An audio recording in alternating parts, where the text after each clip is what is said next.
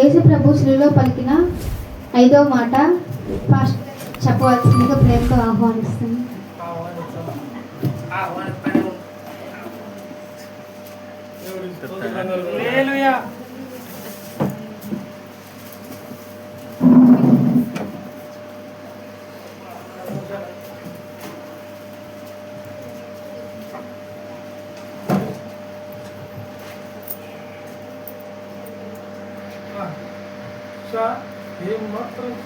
కానీ వాక్యం హల్లెలూయా.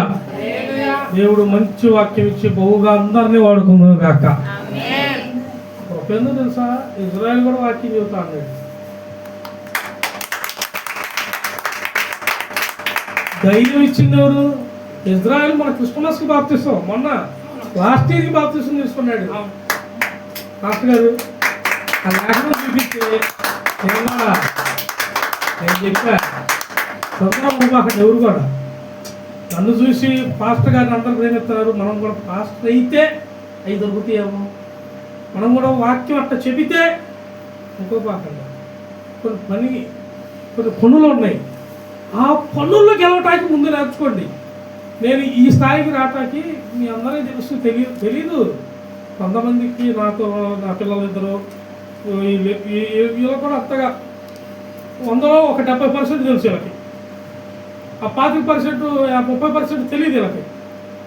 70% నడిచారు కాబట్టి బాగా తెలుసు ఆ 70 వీళ్ళకి. ఎందుకు పడ్డారో అలా దేవుడు పిలిచిన పిలుపుకు లోపడటానికి నేను ఎంత పడతానే ఉన్నా. ఇప్పుడు కూడా నేను ఎంత జర్నీ చేశానో, ఎంత దూరం జర్నీలు చేస్తున్నానో, ఎంతమంది ఎన్ని రకాలుగా నన్ను అలా అనుకున్నారో తెలుసు. అయినా సరే మాట్లాడుటకు నేను కాదు, స్పందించువాడు నేను కాదు, స్పందించాల్సిన దేవుడు. నిన్న చెప్పా కదా, ఒకప్పుడు మేము మా ఫ్రెండు సునీల్ మేము చదువుకునేటప్పుడు ఎలా ఉన్నాము, అన్ని క్లాసులు ఒకేలా ఉంటాయి. ఒక క్లాసు టెంపర్ క్లాస్ అంటారు, దాన్ని టచ్ చేస్తే పడేసిద్ది, ముక్కలు మళ్ళీ వచ్చి నీకే పుచ్చుకోండి. అట్లున్నాం మేము. అది చావు దాకపోయానని చదువుతున్నాడు. చచ్చిపోతే బాగుండి అనిపించింది బాబాయ్ అన్నాడు. ఆ మాట అనగా నేను తెచ్చిపోయి మళ్ళీ ఒకప్పుడు ఎమ్మడే గుర్తొచ్చింది నాకు. అందుకే నేను ఇందా మీకు చెప్పాలి పొందాను కానీ చెప్పా, అమ్మటే వెళ్ళిపోయా. నిద్ర కూర్చొని వాళ్ళ ఇంట్లో అన్నం తిని బాసు నేను సునీలు అన్నం తింటా, మళ్ళీ దానికాడ కూడా గొడవలు ఆడుకుంటా మధ్యలో. నువ్వు అన్నం పెట్టి రే నువ్వు ఎక్కువ వేసుకున్నావు అనుకుంటా మధ్యలో అడిగించేవాడు. అవన్నీ రావు, తిరిగి రావు. కానీ మళ్ళీ ఆ విడిపోయి చాన్నాళ్ళు అయిపోయిన దాన్ని దేవుడు మరలా బహు ప్రియుడు, ఆయన అద్భుతంగా గెలిపాడు మా ఇద్దరిని. అంత స్టేజ్కి వెళ్ళి నాకు మళ్ళీ వచ్చింది, అబ్బా ఎంత చూడైనా సరే నీ కాడికి అది గుర్తుపెట్టుకోండి. ఎవడన్నా నీ ముందు ఎర్రగీగాడు అనుకో, నేను 7 అడుగులున్నా 10 అడుగులున్నా 10 కిలోల కన్నం ఒక్కో చేతి కన్నాడు అనుకో, గుర్తుపెట్టుకో. ఆదివారం రోజు మీరు వెళ్తారు కదా పొద్దున్నే ఆడికి తేటాకి, ఆడ ఏముంటాయి ఏలాడేసి కన్నలు గుర్తుపెట్టుకోండి. ఉన్నంతసేపే దాన్ని బలి చేస్తే ఆడగట్టి ఆలాడుతూ ఉంటుంది. దేవుడు మన పక్షాన ఉండగా ఎవరు ఏం చేయరు. ఉంటే భూమి మీద ఉంటాం, లేకపోతే మనకు ముందు పోయినోడు ఏడున్నాడు, నమ్మినోడేమో నమ్మనోడు సంగతి మనకు అనవసరం. ఇంకా ప్రార్థన చేస్తున్నాంగా అవన్నీ ప్రభు చూసుకుంటాడు. కానీ మనం మాత్రం నిశ్చయంతంగా ఏడుండాలి, భయం అనేది పడకుండా శాశ్వతమైన కృపను పొందుకున్న వాడిలాగా మీరుందురుగాక. ఒక మాట అయిపోయింది. 5వ మాట చదవండి. 5వ మాట యోహాను సువార్త 19వ అధ్యాయం 28 చదవండి.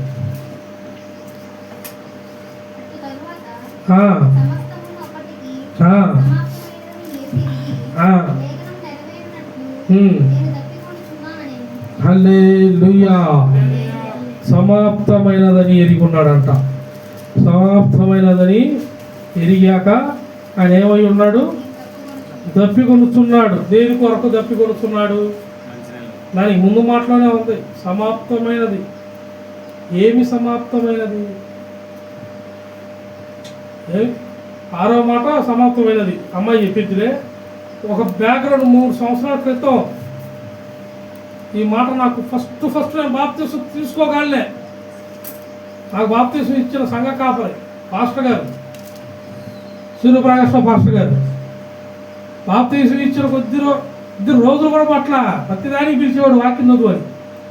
నేనేమో ఆలోచించేవాడు, భయపడేవాడిని. కొంతమంది టెన్షన్, జనం మామూలుగా 300-400 మంది ఉంటే మనం అసలు వెళ్ళకమే భయపడేవాడిని. అంటే ఆయన అనేవాడు. 3 సార్లు పిలిచాడు. ఎన్నిసార్లు పిలిచాడు? 3 సార్లు. అంటే ఒకేసారి కాదు, ప్రతి ఆదివారం లేఖనం పిలిపించేటప్పుడు నన్ను పిలిచాడు లేఖనం చదవటానికి. నేను పెళ్ళికి పోయా. వాడికి 5 హాలు పెద్ద చర్చి.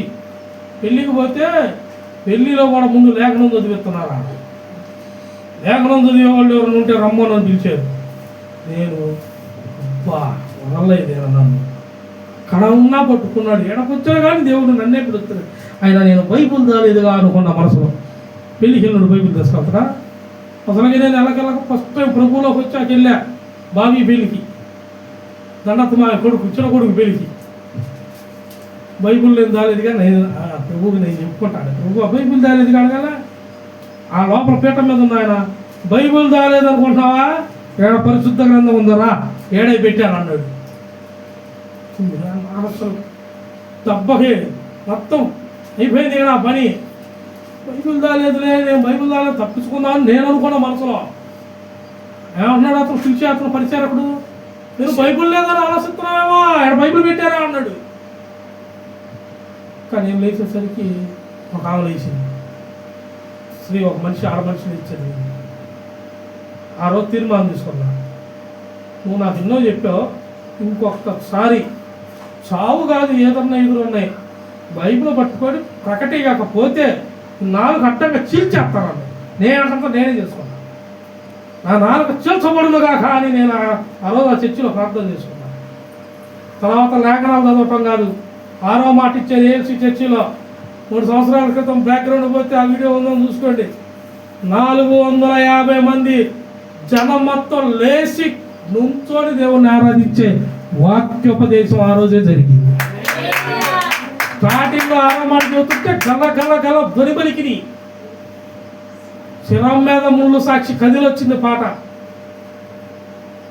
నాకు బాప్తీసం ఇచ్చిన సేవకుడు నా భుజం మీద చెయ్యేసుకొని అందరిలో నన్ను చర్చి మధ్యలో నడిపించుకుంటాడు.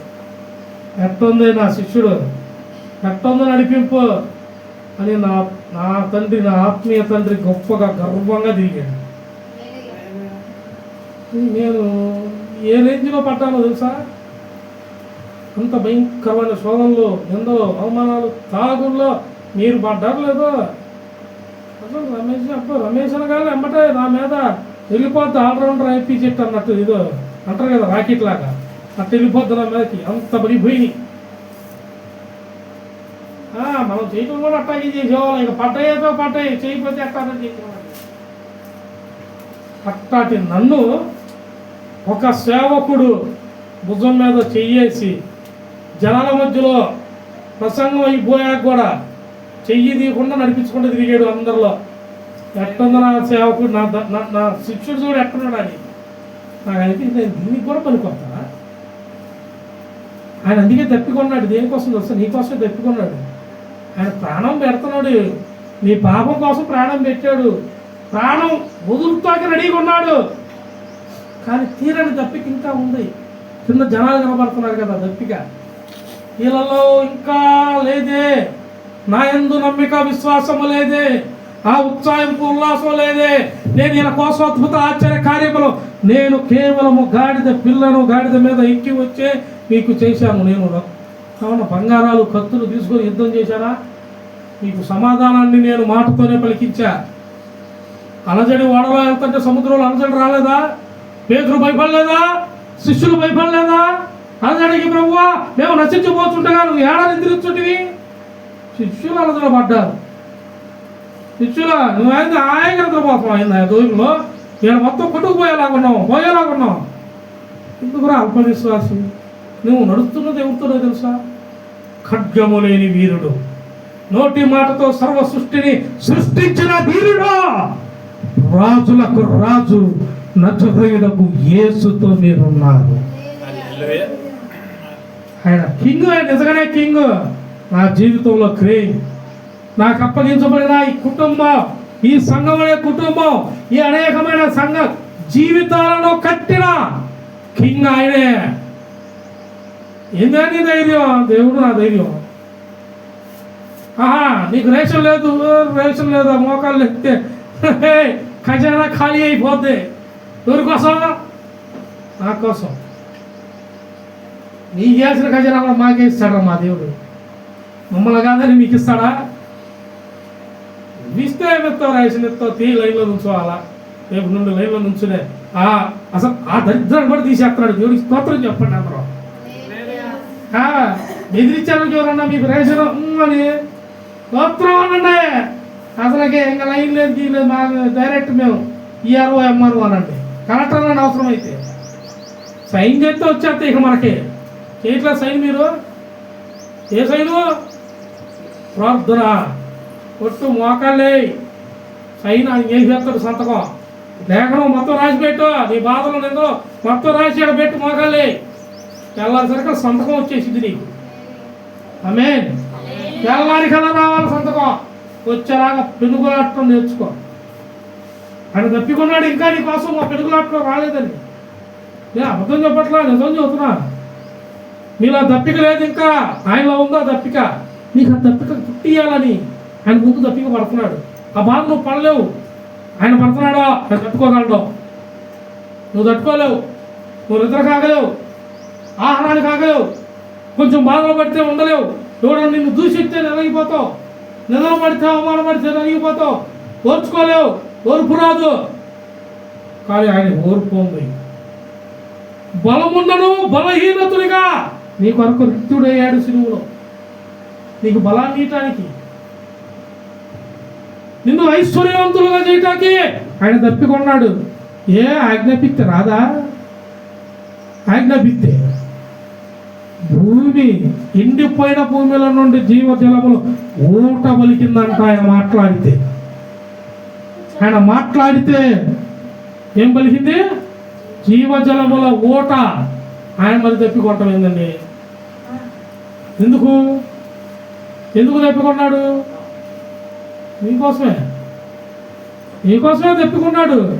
దేవుడికి స్తోత్రం కలుగును గాక. హల్లెలూయా. 3 సంవత్సరాల క్రితం పుట్ట తీశాడు దేవుడికి. దేవుడి స్తోత్రం. నేను బాప్తిసం తీసుకున్నప్పుడు పుట్టో, అప్పుడు 6వ మాట. ఫస్ట్ బాప్తిసం తీసుకున్నాక అక్కడ సంఘంలో 6వ మాట చూస్తున్నా పుట్టో. ఇది చూసారా? హల్లెలూయా. దేవుడికి మహిమ కలుగును గాక.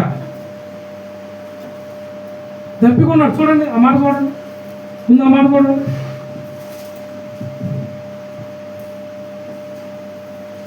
లూకా సువార్త 16వ అధ్యాయం 22-24. ఆ దరిద్రుడు చనిపోయి దేవదూతల చేత, ఎవరి చేత? దేవదూతల చేత అబ్రహాము రొమ్మున ఆనుకొనుటకు కొనిపోబడెను. ధనవంతుడు కూడా చనిపోయి పాతి పెట్టబడెను. అప్పుడతడు పాతాళంలో బాధపడుచు కన్నులెత్తి దూరము నుండి అబ్రహామును అతని రొమ్మున ఆనుకొని ఉన్న లాజరును చూచి, తండ్రివైన అబ్రహామా, నా యందు కనికరపడి తన వేలుకొనను నీళ్లలో ముంచి నా నాలుకను చల్లార్చుటకు లాజరును పంపుము, నేను ఈ అగ్ని జ్వాలలలో యాతన పడుచున్నానని కేకలు వేసి చెప్పాను. హల్లెలూయా. ఏలు కొరతో నాలుగు గడపన్నాడు, దెప్పుకుంటున్నాడు. ఇంకా ఈ ధనవంతుడు ఎవడు? పేదడు దరిద్రుడైన లాజరు అబ్రహాము రొమ్మున ఉన్నాడు. ఏ దప్పిక లేకుండా ఉన్నాడు. నీ కొరకేమో యేసు ప్రభు వారు దప్పికొన్నాడు. అదే సిలువలో దప్పికొంది. అందుకే నీ కొరకే నువ్వు ఆ అగ్నికొండంలో పడకుండా ఉంటాకి. ఆయన అల్లాడుతున్నాడంట పాపం. రేపు నువ్వు అల్లాడుతావు మారకపోతే. నీ దప్పిక తీర్చుకోకపోతే ఇకలోకంలో ఉన్నప్పుడే దేవుడి ఆత్మతో, దేవుడి వాక్యంతో, దేవుడి ప్రార్థనతో, ఆత్మ సంబంధంతో, పరిశుద్ధుల సహవాసంతో, సంఘంతో నీవు దప్పిక తీర్చుకొందువు గాక. అది నేర్చుకోవాలి ముందు. ఫస్ట్ నేను చెప్పేది అది. వాక్యం నేను చెప్పితే ఎవరైనా చెప్పాలనే రోజు ప్రార్థన చేస్తున్నా. ఇవాళ 2-3 ఇచ్చాను ప్రభా 3 మాటలు. మరి యూట్యూబ్లో చూసేవాళ్ళు ఉన్నారు, మళ్ళీ కూడా విమర్శించే వాళ్ళు ఉంటారు కదా. చూడు ఆయన కాడ ఇట్లా చెప్పారు అప్ప పో సంబరం. ఈ రకాలు ఇంకా ఉన్నారు వీళ్ళు. ఇట్టటి వాళ్ళు మరి దేవుడు చూసుకుంటాడు. మరి అట్టటి వాళ్ళు కూడా సమాధానం వచ్చేవాళ్ళు కరెక్ట్గా నోటి మీద వేలేసుకునే వాక్యం రావాలి. చావుకునే ఎక్కిరించే వాళ్ళు ఉంటే మనల్ని ఎక్కిరించే వాళ్ళు లేరా?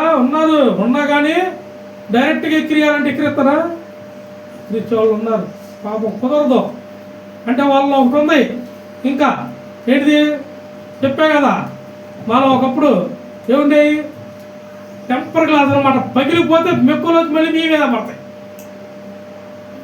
ఆ సీసా మెక్కులు పగిలిందని కనపడదు, కింది పడతాం మేము. మొహం అంతా వాసిపోయింది. లేదు అదన్ను వాళ్ళలో మాకు లేదు. కాకపోతే ఆల్రెడీ పగిలిపోయాం మేము. మేమైతే చచ్చిన వారు మనిషిని, కానీ ఇప్పుడు జీవించుతున్నది మేము కాదు, మాలో యేసు క్రీస్తు జీవించుచున్నాడు. కానీ ఎదుటి వానికి భయం ఉంది. ఆ భయాన్ని పుట్టించిందే దేవుడు. ఆ భయం పుట్టించాడమ్మా. మనం అంటే పుట్టిలేదా? వాళ్ళు లేనిపోయింది ప్రార్థన చేస్తే ఏమవుతుందో, లేనిపోయింది ఆడు సోలి లేలుయ్యా. చాలామంది ఇప్పుడు కాదు, చాలామంది నాకు సాక్ష్యం ఇచ్చారు. కొంతమంది నిన్ను పొద్దున పూట అన్ని నీకు తెలియదులే అన్నాడు. డ్యూటీకి వెళ్ళాడు. మరి ఏంద్రా ఇప్పుడు ఏంది ఏమైంది చెప్పు రద్దంటే, ఏంది ఇంట్లో కాలేనా కొట్టుకొని వచ్చాడా వస్తా అంటున్నాడు. నేను అవసరంగా తిట్టాను, నా తప్పని అంటున్నాడు అంట. ఎవడు అమ్మన్నాను నన్ను. ఇప్పుడు నేను నన్ను చూడబాకు, నాలో ఒక ఆయన ఉన్నాడు. ఆయన లోకంలో ఉన్నవాని కన్నాను గొప్పవాడు. నీలో ఉన్నవాడు ఈ లోకంలో ఉన్నవాని కన్నాను గొప్పవాడు. నీ జోలొస్తే ఆయన చెబుతాడు సమాధానం. వాళ్ళకి నీ జోలొస్తే ఆయన సమాధానం చెబుతాడు. కాబట్టి మీరు కంగారు ఏమీ పడబాకండి. కంగారు ఏం పడబాకను, ప్రశాంతంగా ఉండండి. దేవుడు మీకు తీర్పు తీర్చును. ఏ తీర్పు మీకు తీర్చడు, మీ మీదకి వచ్చిన వాడికి మాత్రం తీర్పు. నేను అందుకే మీ అందరూ చెబుతుంది, ఎంతమంది ఎన్నన్నా మీరు బాధపడబాకండి. సంఘానికి ఎవరన్నా రాలేదన్నా బాధపడబాకండి. ప్రార్థన చేయండి. నన్ను ఎవరన్నా అన్నారు మీకు తెలిసిందా? ప్రార్థన చేయి. అవునా? ప్రార్థన చేయి. ప్రభువా ఏందో తెలిసి తెలియకుండా మాట్లాడుతున్నారు. ప్రార్థన చేయి. తప్పికున్నవాడు ఒక ఆయన ఉన్నాడు మన కొరకు. నీ తప్పిక నిశ్చయముగా దేవుడు తీర్చునుగాక. కీర్తన గ్రంథం చూడు ఒక మాట ఇచ్చాను. అంటే నేను ముగిస్తలే, అసలు ఒక అమ్మాయి ఉందో మళ్ళీ చెప్పాల్సినావా? హల్లెలూయా. ఆ ఒక్క మాట చెప్పాక ఇంకా అమ్మ ఆ ఒక్క మాట నీవేమనుకోపాకు, 15 గంటలు చెప్పు ముగింపు ప్రార్థన. 7వ మాట నేను 2 మాటలు చెప్పి ముగింపు ప్రార్థన. కీర్తన గ్రంథం ఈ ఒక్క మాట 69వ అధ్యాయం 69. కీర్తన గ్రంథం 69 21. వారి చేదును నాకు ఆహారముగా పెట్టింది, నాకు దప్పి అయినప్పుడు చిలకను త్రాగనిచ్చిరి. ఏం చేశారట? వారు చేదును నాకు ఆహారముగా పెట్టింది, నాకు దప్పి అయినప్పుడు చిలకను త్రాగనిచ్చిరి. వారి భోజనము వారికి ఊరిగా నుండును. ఎలా ఉండాలంట? ఊరిగా సరిగ్గా కాదు, ఉరిగా. ఉరి అర్థమైందా? ఊరిగా అంటే ఏమన్నా ఊరగాయ పచ్చడా అట్లా లేఖనం తప్పైపోయింది. మళ్ళీ దేవుడి స్తోత్రం కలుగునుగాక. శ్రద్ధగా చదవండి. ఉరిగా ఊరగాయ ఆవగాయ ఇది చేసి అన్నాలు కడిగి పోపాకండి. మీరు తప్పుగా చదవబాకండి అమ్మలారా. ఇప్పుడు లేని ఆకలి వచ్చింది వాళ్ళకి. ఇప్పుడు మళ్ళీ హల్లెలూయా. ఉరిగా ఉందంటే అట్టుంది. దేవుడికి అన్యాయం చేస్తే అట్టుంది. నిన్ను అన్యాయం ఒక నిందిస్తే వాడికి అదే గతి. నేను చెబుతా ఇను. జడ్జి ఉన్నాడు. ఒక మాట, జడ్జి ఉన్నాడు. జడ్జి పని ఏంటండి? ఏంది? తీర్పు తీరుస్తాడు. ఏం చేస్తాడు? తీర్పు తీర్చాకే కాదు న్యాయం.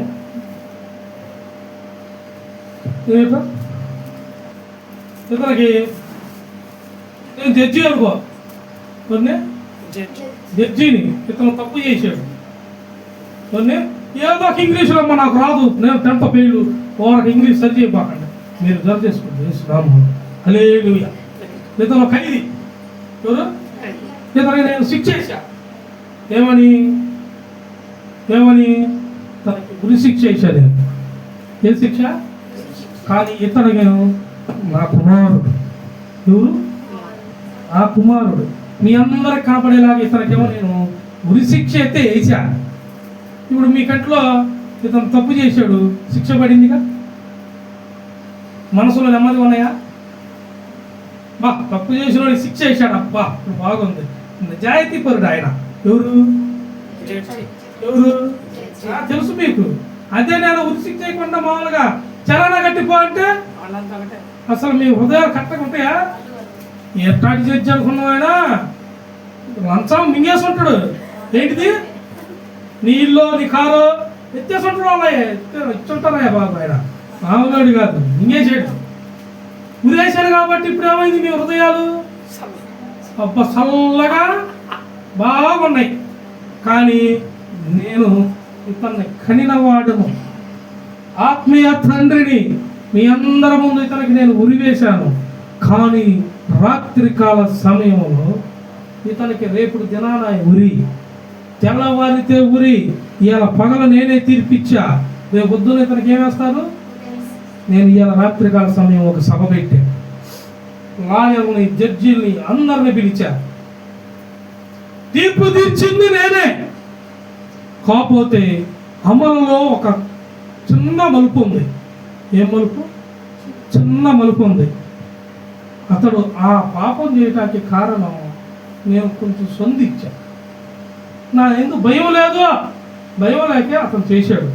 అతనికి ఆ భయము, ప్రేమ, నా త్యాగము తెలియటానికి మీరందరూ కలిసి నేను చెప్పిన దానికి సమ్మతించండి అని అడిగాడు ఆ జడ్జి. రాత్రికాల సమయంలో రాత్రికాల మీటింగ్ పెట్టాడు, అందరూ పిలిచే, అందరూ ఏంది చెప్పమన్నారు. రేపొద్దున అందరూ చూచుచున్నప్పుడు ఉరి వేయాల్సింది అతనికి కాదు, ఆ ఉరి నేను వేసుకుంటానన్నాడంట. ఇది ఎలా కుదిరిద్ది అన్నారంట. కుదిరిద్ది, అందరూ కలిసి ఒప్పుకోండి అన్నారంట. తెల్లవారుజామున ఇతనేమో భయంగా కన్నీరు విడుస్తూ, ఇక మామూలుగా మీకు ఉంటుందా కారణం, రేపొద్దునికి ఏమో కానీ ఇప్పుడే అమ్మో అయ్యో ఇదో బాప్త కదా మీరు కంగారు పడుతుంటే తెల్లారుజామునైనా 3 అయ్యేసరికి తీసుకెళ్ళిపోవాలా, రాలేదంట. ఇతను అడిగాడంట, ఏంది ఇంకా రాలేదు జైలు అధికారులు అని. పక్కనోడు అన్నాడంట, ఒరే పిచ్చోడా, నీ ఆత్మీయ తండ్రి నీ బదులు అతను మరణాన్ని అతనేసుకున్నాడు, జనాలందరి ముందు తీర్పు తీర్చాడు, కానీ ఆ జనాలకు తెలియని మరొక శిక్ష నీ బదులు అతను పడుతున్నాడు. అతను అడిగాడంట, తప్పు నాదైతే నా తండ్రి పడటలేదు, నేను ఒక్కసారి చూడాలి అని. ఇతనికి తెలియదు, నేను ఉరి తీసుకునేటప్పుడు అతను తెచ్చిన కళ ముందు పెట్టండి, అతను చూడాలి నేను వెలవెలలాడుతున్నది అని జడ్జి ముందుగానే అడిగాడంట. అది అతను చూశాడు, ఉరి తీయటం చూశాడు. ఆ తండ్రి, ఆత్మీయ తండ్రి కొట్టుకోవడంతో ప్రాణం పెరగటం చూశాడు.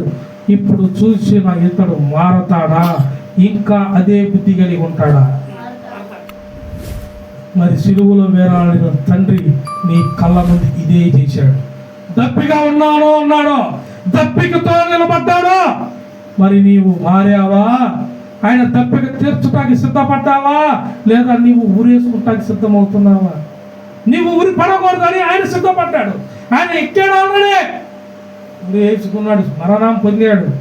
మరి నువ్వు ఎలా ఉంటున్నావు? అలా ఉండకూడదు. నీవు ఏ పాపము లేని పరిశుద్ధుడు దగ్గర రేపు నిత్యము పరలోక రాజ్యములో ఉండాలి, ఆయన ఆరాధించాలనేదే నా తండ్రి చిత్తము. అది మీ పట్ల నెరవేర్చబడునుగాక, మిమ్మల్ని ఆశీర్వదించబడునుగాక. దేవుని వాక్యము హృదయంలో భద్రపరచునుగాక. అమ్మ ఋతు వచ్చేయమ్మ, తొందరగా మాట చెప్పి. ముందుగా పాస్టర్ గారికి నా నిండు వందనాలు, నా తోటి సంఘస్థులందరికీ నా హృదయపూర్వక వందనాలు. ఈరోజు గుడ్ ఫ్రైడే తెలుసుగా మీ అందరికీ. ఇప్పుడు దాకా 5 మాటలు చెప్పారు, సిలువలో పలికిన 5 మాటలు. ఇది 6వ మాట. 6వ మాట వచ్చేసి ఏంటంటే సమాప్తమైనది. సమాప్తమైనది అంటే యేసుక్రీస్తు ప్రభువారు సిలువలో ఈ మాటలు చెప్తారు కదా. అందులో మొదటిది వచ్చేసి యోహాను సువార్త 19వ అధ్యాయం 30వ వచనంలో ఉంటుంది. చూడండి ఒకసారి.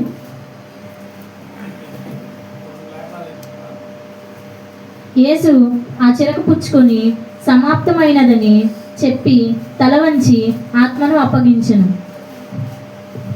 అంటే దీనికి అర్థం ఏంటంటే గ్రీకు భాషలో టెటాలెస్టాయి అని అర్థం. అంటే నెరవేరింది, జరిగింది. అది కూడా ఎలా? బాధగా కాదు, సంతోషంగా.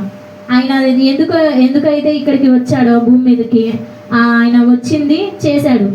ఆయన ఏం చేశాడంటే మీ అందరికీ తెలుసుగా, పాపులను రక్షించడం కొరకు వచ్చాడు. అవన్నీ జరిగిపోయింది. అందుకని ఆయన ఆ మాట చెప్తాడు, సమాప్తమైనది అని. ఇంకొకటి వచ్చేసి మత్తయి సువార్త 26వ అధ్యాయం 45లో ఉంటుంది. అప్పుడు ఆయన తన శిష్యుల యొద్దకు వచ్చి, ఇక నిద్రపోయి అలసటలు తీర్చుకొనుడి, ఇదిగో ఆ గడియ వచ్చుచున్నది, మనుష్య కుమారుడు పాపుల చేతికి అప్పగించబడుచున్నాడు.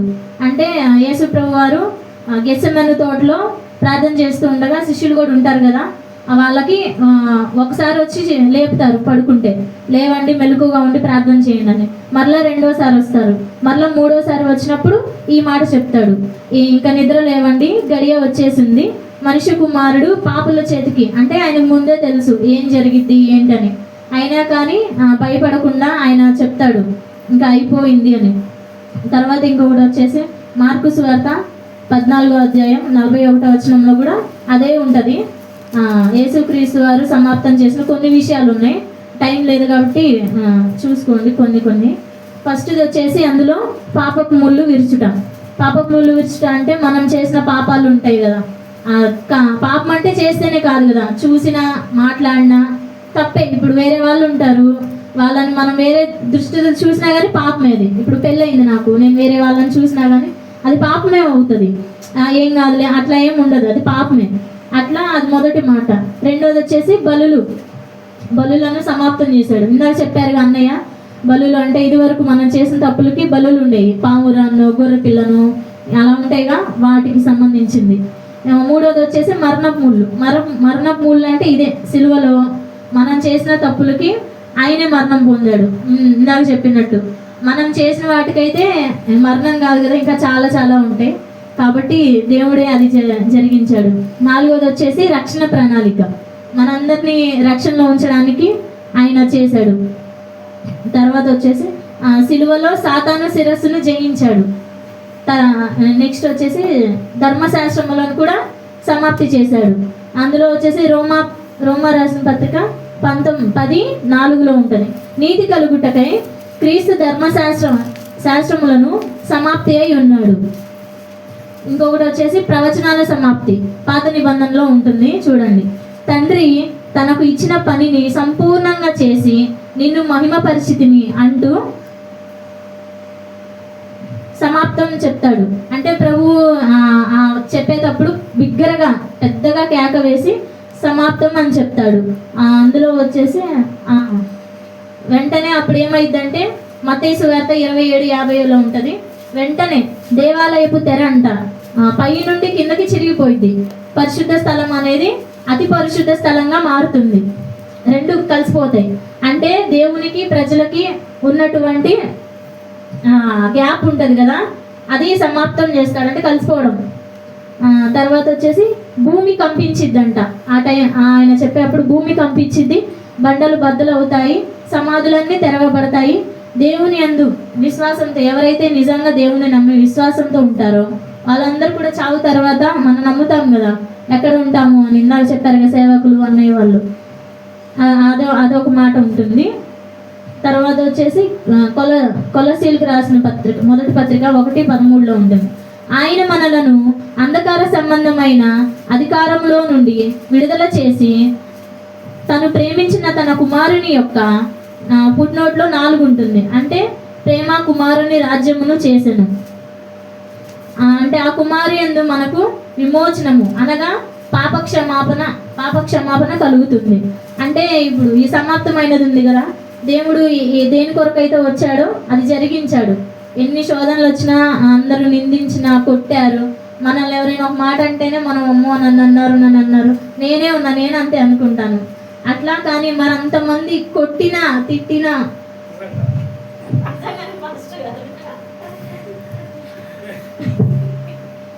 మరి ఆయన్ని కొట్టినా తిట్టినా ఎన్ని మాటలు అన్నా ఎంత హేళన చేసినా కానీ తను వచ్చిన పని జరిగించి తన తండ్రి చెప్పిన ప్రకారము తన పని సమాప్తం చేసుకుని వెళ్ళాడు.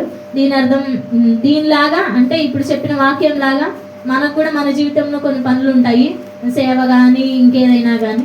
అవి మనకైతే తెలియదు, పాస్టర్ గారికే తెలుస్తాయి. పాస్టర్ గారు చెప్పినప్పుడు తిట్టుకోకుండా మనం కూడా కొనుక్కున్నాంలేండి అప్పుడప్పుడు. అవి కొనుక్కోకుండా అంటే ఆయన పాజిటివ్ అలా కాదు, కొన్ని చెప్తారు కదా మనకి ఏదన్నా వాగ్దానంగానయ్యి అవి చెప్పినప్పుడు మనం పాజిటివ్గా తీసుకుంటాం. నాకు ప్రెగ్నెన్సీ వస్తుందని కానీ అట్లా. అట్లాగే మళ్ళీ ఇంకేదైనా నెగిటివ్ చెప్పారనుకోండి మనం అది తీసుకోలేము, కోప్పడతాము. అలా కాకుండా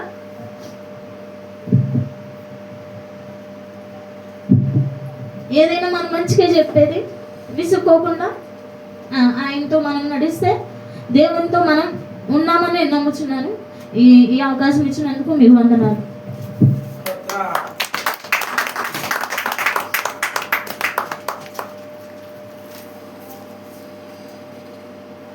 దేవునికి మహిమ కలుగును గాక. సంఘాన్ని ఇంత బాగా నడిపించాడు దేవుడికి రాజు స్తోత్రంలో చెల్లించుదాం గాక. అంటే పొరపాటుని ఈ రాత్రి ప్రభు నన్ను పిలిచినా నేను వెళ్ళిపోయినా పర్లా, మీరు నడిపించగలరు, మీరు అనేకులను నడిపించగలరు, మీరు ఎన్నో బోధించగలరు కూడా. ఆ ఆత్మీయత నాకు వచ్చింది. ఇజ్రాయెల్ పోయిన మొన్న క్రిస్మస్కి బాప్తిజం తీసుకొని అన్న లేఖనం ఇలా ఎవరిస్తే సరిపోద్ది నేను కూడా చెప్పాలని ఉంది అంటే అని జరిగించే ఆసక్తి మీలో వచ్చింది. ఆ మాత్రం నాకు ఇచ్చాడంటే చాలు. ఇక ఈ సంవత్సరానికి నేను చాలా ధన్యున్నే. కాకపోతే ఉన్నాయిలే ముందు, అవి కూడా జరుగును గాక. ఇంకా నడిపించవలసిన వారిని నడిపించును గాక. కాదు ఆత్మీయంగా బిడ్డ కన్నీరు విడుస్తూ ఆనందంతో చెప్పింది, కన్నీరు విడుస్తూ చాలు తను పొందుకుంది. నిజమే, ఆత్మీయంగా కొన్నిసార్లు తీసుకునేది ఏది వాగ్దానాలు బాగా తీసుకునేది. చెప్పాడు వాడే పేతురు చెప్పాడు కదా ఫస్ట్లో తెలియక, ఇంకా ఫోన్ చేస్తాడు రా బాబు టైం అయింది హెచ్చి అంటాడేనా. వాళ్ళు కొనుక్కోవడానికి ఫస్ట్లో వచ్చారు పాప, వాళ్ళు కూడా తెలియక. పొద్దున్నే నెలకోసారి భోజనం అంటాడు, ఈ భోజనాలకు 5ంటికే రమ్మంటున్నాడు, రాత్రి వచ్చి కొనుక్కోమంటున్నాడు, అలాడిస్తున్నాడేనా అనుకున్నారు. కానీ గడవగా ఇలా వాళ్ళు కన్నీరు విడుచుతూ ఆత్మీయతను పంచుకున్నవారుగా అయ్యారు. మాత్రం దేవుడు నాకు ఆ కృప ఇచ్చాడంటే చాలు. 7వ మాట చెప్పి ముగింపు ప్రార్థన. 7వ మాట ఒకే ఒక్క లేఖనం ప్రార్థనతో ముగింపు. 7వ మాట ఎవరు చదువుతారు? 7వ మాట లోకాసు వార్త 23:46 చదవండి. అప్పుడు